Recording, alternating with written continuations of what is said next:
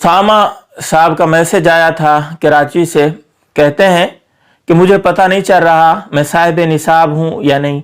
साहिब निसाब यानी 52.5 तोले मेरे पास चांदी या सोना या इसकी मिल्कियत मौजूद तो है, मेरे पास इतने पैसे हैं, लेकिन अब साहिब निसाब की मुकम्मल तफसीली मुझे वजाहत कर दें। देखें, साहिब निसाब कुर्बानी के लिए वो होता है जिसके पास कुर्बानी के इन 3 दिनों में, ये 3 दिन है 10वीं 11वीं 12वीं, इन 3 दिनों में या इनसे पहले आप साहिब निसाब हो गए हैं और कुर्बानी के इन 3 दिनों के अंदर आप साहिब निसाब थे, आपके जिम्मे कुर्बानी वाजिब है।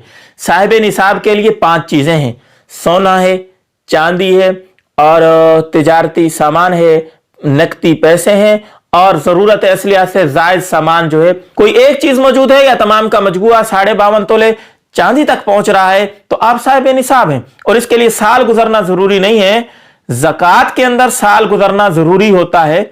यहां सिर्फ 3 दिनों के अंदर आप मालिक हुए, यानी 10वीं 11वीं 12वीं, इन 3 दिनों में से किसी एक दिन में या तीनों दिनों में आप साहिब निसाब रहे या इनसे पहले साहिब निसाब थे। कुर्बानी के दिनों में आप साहिब निसाब नहीं रहे तो आपके जिम्मे कुर्बानी नहीं है। अगर इससे पहले साहिब निसाब थे, कुर्बानी के दिनों में भी साहिब निसाब हैं तो कुर्बानी आपके जिम्मे में है।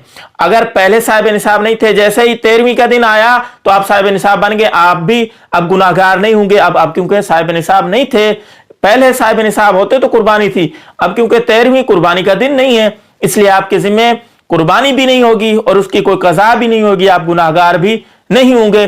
मुकम्मल तफसील से जितना मैं समझा सकता था मुझे लगता है आपको समझ आ गई होगी। अगर फिर भी समझ ना आई तो कमेंट के अंदर जरूर बताना, इंशाल्लाह मजीद वजाहत से आपको मैं समझाने की कोशिश करूंगा। वीडियो को शेयर भी कीजिएगा। अस्सलाम वालेकुम रहमतुल्लाहि व बरकातहू।